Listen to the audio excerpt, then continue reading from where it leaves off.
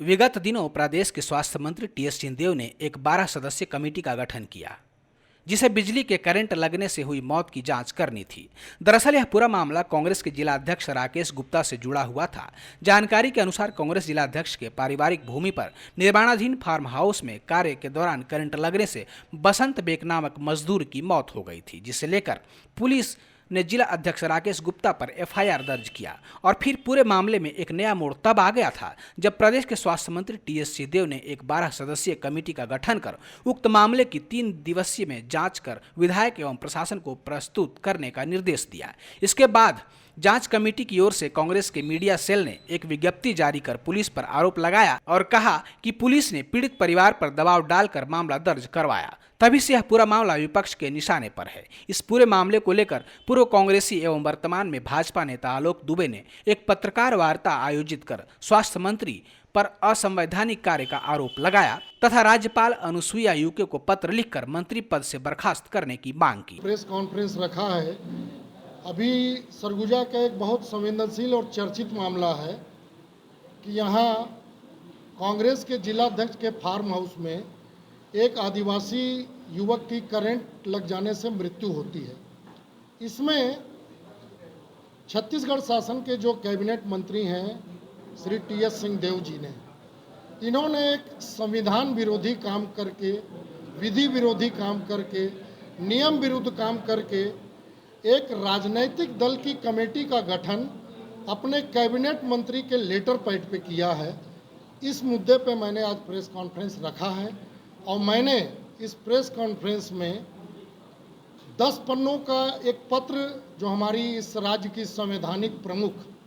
महामहिम राज्यपाल महोदया सुश्री अनुसुईया उइके हैं, उनसे मैंने पत्र और तथ्यों के साथ, कुछ दस्तावेजों के साथ यह मांग की है कि छत्तीसगढ़ शासन के स्वास्थ्य मंत्री श्री टीएस सिंहदेव जी को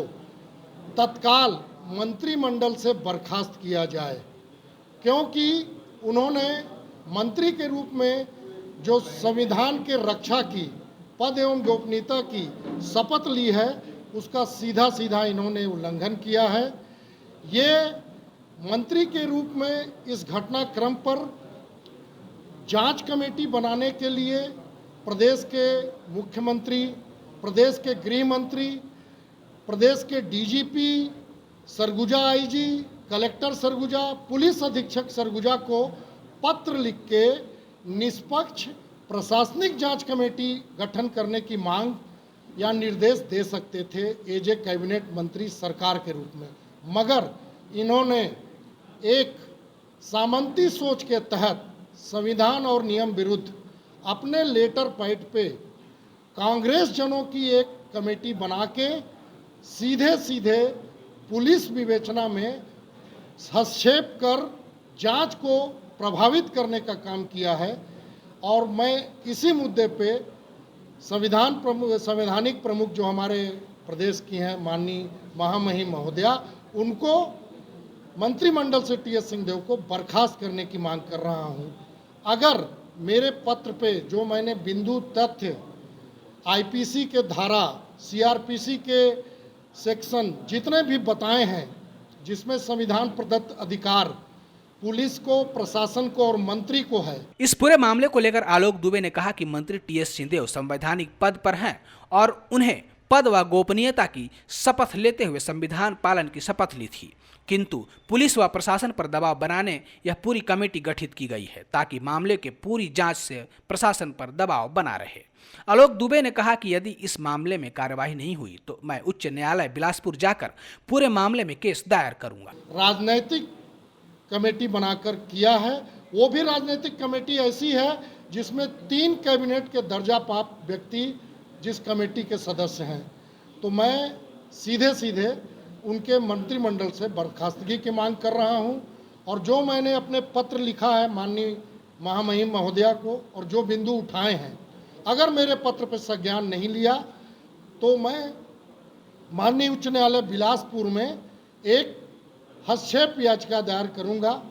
कि प्रदेश के जो मंत्री टीएस सिंहदेव हैं, इन्होंने जो शपथ लिया है संविधान की रक्षा का, पद एवं गोपनीयता का, अपने अधिकार क्षेत्र से बाहर जाकर इन्होंने एक अति संवेदनशील मामला जिसमें एक आदिवासी युवक बसंत बेग की मृत्यु हुई है, इसमें पत्र लिखकर